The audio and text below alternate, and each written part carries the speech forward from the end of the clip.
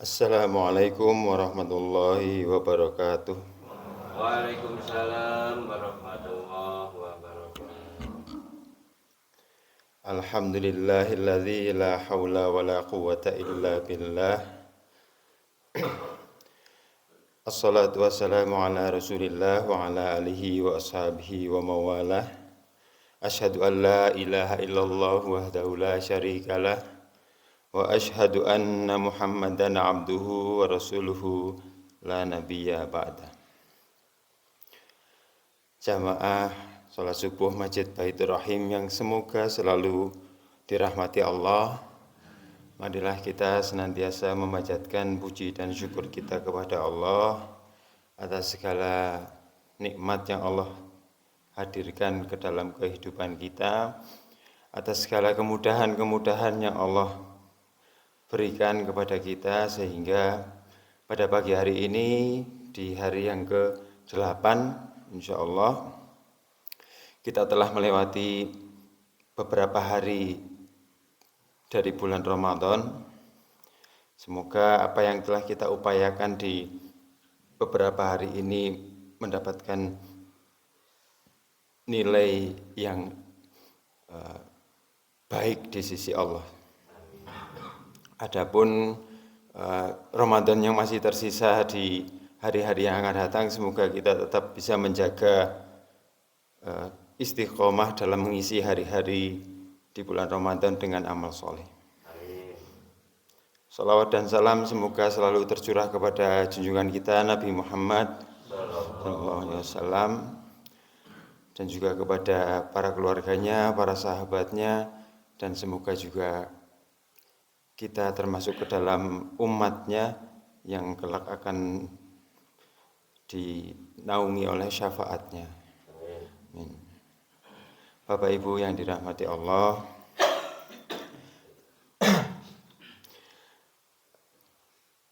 pernah suatu ketika seseorang bertanya kepada Rasulullah Sallallahu Alaihi Wasallam, "Ya Rasulullah, ayyun nasi khairun?" Qala man tala umuruhu wa hasuna amaluhu. Qala fa ayyun nasi syarrun? Qala man tala umuruhu wa sa'a amaluhu. Ini adalah hadis yang diriwayatkan oleh At-Tirmidzi. Ya Rasulullah, ayyun nasi khairun? Manusia manakah yang terbaik, yang dikatakan baik? Maka beliau Shallallahu Alaihi Wasallam menjawab, yang panjang umurnya namun baik amalnya. Kemudian ditanya lagi, lalu manusia mana yang dikatakan buruk? Rasulullah Shallallahu Alaihi Wasallam menjawab, yang panjang umurnya namun jelek amalnya.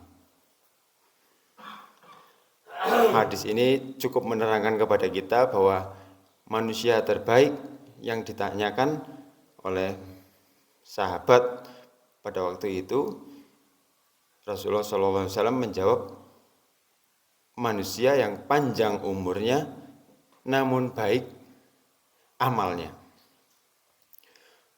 Umur dalam hal ini bukan semata-mata diartikan sebagai usia atau angka yang yang sudah dijalani oleh dirinya begitu. Misal usia seseorang 40 tahun, 50 tahun, bukan seperti itu. Namun umur adalah waktu yang Allah berikan kepadanya, kemudian ia gunakan untuk kebaikan. Itulah umur. Makanya kalau mendoakan orang semoga panjang umur itu bukan berarti semoga usianya banyak gitu. Namun dari usia yang Allah berikan itu menjadikan dirinya bisa mengisinya dengan kebaikan.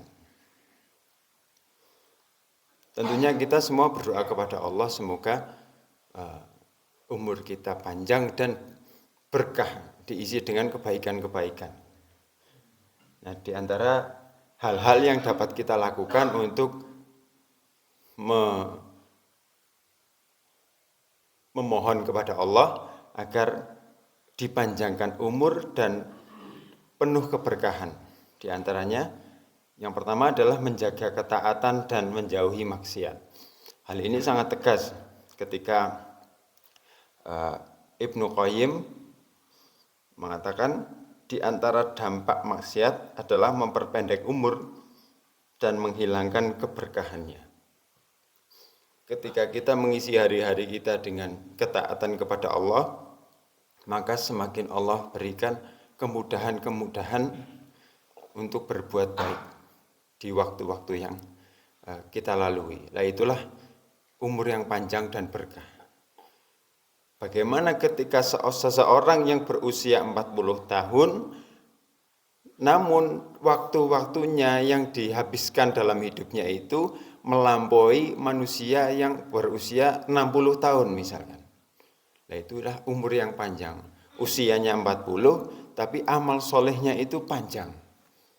Itulah umur yang panjang. Karena diisi dengan ketaatan. Yang kedua adalah berbakti kepada orang tua. Dalam sebuah hadis, man ahabba ayyumaddalahu fi umrihi wa ayyuzadalahu fi rizqihi falyabarra walidayhi wal yasil rahimah. Man ahabba, barang siapa yang menginginkan ayyumaddalahu fi umurhi, ayyumaddalahu ditambahkan lahu kepadanya fi umurhi, fi umrihi, umurnya, wa ayyuzadalahu, dan ditambahkan untuknya fi rizqihi, rizkinya, fal yabarra walidayhi, birrul walidain, berbakti kepada orang tua, wal yasil rahimah, dan menjalin silaturahim. Ketika kita berbakti kepada orang tua, yang mana itu merupakan perintah Allah, sesungguhnya kita sedang memancing kebaikan-kebaikan yang lain. Betapa banyak fadilah yang kita dapatkan ketika kita berbakti kepada orang tua. Karena dengan berbakti kepada orang tua, disitulah ketika orang tua ridho kepada kita, kemudian Allah berikan kemudahan-kemudahan atas ridhonya orang tua kepada kita. Yang selanjutnya ini masuk kepada yang ketiga, yakni menjalin silaturahim. Wal yasil rahimah. Nah, silaturahim ini merupakan membina hubungan baik dengan orang lain yang masih dalam rahim, yang masih memiliki hubungan darah atau hubungan kekerabatan. Jadi silaturahim dalam pengertian ini bukan bertemu dengan teman atau bertemu dengan orang lain yang bukan kerabat gitu. Tetapi bertemu dengan orang lain yang masih dalam satu ikatan darah. Orang tua, adik, kakak, begitu. Jadi menjalin silaturahim. Syukur-syukur bukan hanya bertemu saja, namun juga ikut membantu ketika dalam kesulitan, saling menasihati dalam kebaikan, dalam ketakwaan, seperti itu. Ini adalah nomor 3, yakni menyambung silaturahim. Kita sering dengar kalau barang siapa yang menjalin silaturahim, maka akan dipanjangkan umurnya, diluaskan rezekinya, begitu. Nah, ini merupakan salah satu amalan yang bisa kita lakukan untuk memperpanjang umur kita. Yang keempat, untuk menurunkan keberkahan dari Allah, yakni memperbanyak istighfar. Zikir yang cukup singkat, namun pengaruhnya luar biasa. Ketika kita memperbanyak lisan kita dibasahi dengan zikir, yakni astagfirullah, ini akan menurunkan keberkahan dari Allah. Seperti yang dituliskan dalam surah Nuh ayat 10, yang artinya, maka aku katakan kepada mereka, mohonlah ampun kepada Tuhanmu, sesungguhnya Dia adalah Maha Pengampun. Niscaya Dia akan mengirimkan hujan kepadamu dengan lebat, membanyakan harta dan anak-anakmu, dan mengadakan untukmu kebun-kebun, dan mengadakan pula di dalamnya sungai-sungai. Ini adalah uraian keberkahan yang Allah datangkan ketika kita beristighfar. Dan mari kita juga saling mengingatkan agar apa? Agar masing-masing dari kita itu ketika melakukan sebuah amalan itu seolah-olah adalah amalan terakhir kita. Makanya kita harus menghadirkan versi terbaik dari diri kita ketika kita melakukan sebuah amal soleh. Karena dalam hadis Bukhari, wa innamal a'malu bil khawatim. Sesungguhnya setiap amalan itu tergantung pada akhirnya. Makanya ini juga sebuah rambu-rambu untuk kita, bagaimana diri kita nanti di penghujung bulan Ramadan. Tergantung pada akhirnya. Jadi tidak seperti yang hanya ngegas di awal-awal saja, namun di akhir-akhir mulai kehabisan semangat begitu. Makanya kita harus selalu menasihati diri kita masing-masing dan mengingatkan pasangan kita, saling mengingatkan begitu ya. Semoga nanti di akhir-akhir Ramadan juga tetap terjaga semangatnya, ketekunannya, dan tetap menjaga ibadah-ibadah yang hari-hari ini kita semangat sekali. Namun di akhir-akhir jangan sampai kendor begitu semangatnya. Okay? Mungkin itu saja yang bisa saya sampaikan. Adapun kelebihannya itu semata-mata datang dari Allah, dan kekurangannya itu murni karena keterbatasan diri saya sendiri.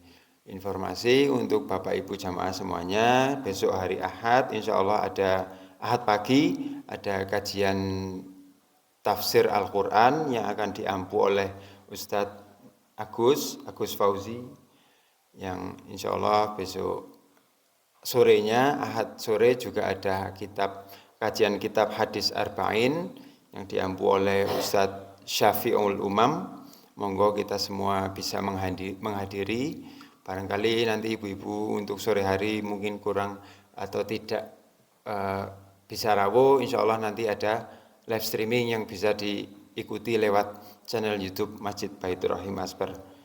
Begitu, mungkin itu saja. Subhanakallahumma wa bihamdika asyhadu an la ilaha illa anta astaghfiruka wa atubu ilaik. Assalamualaikum warahmatullahi wabarakatuh. Waalaikumsalam.